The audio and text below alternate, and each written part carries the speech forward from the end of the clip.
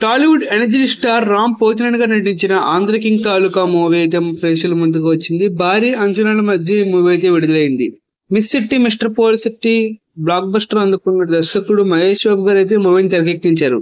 అలాగే మూవీలో Kannada super star అయిన ఉపేంద్ర గారు కూడా మంచి కీలక పాత్రలో అయితే కనిపించారు. అలాగే రావు రమేష్ గారు, మురళీ శర్మ గారు, రాజీవ్ కనకాల గారు, తులసి గారు చాలా మంది అయితే నటినట్లు ఈ మూవీలో నటించారు.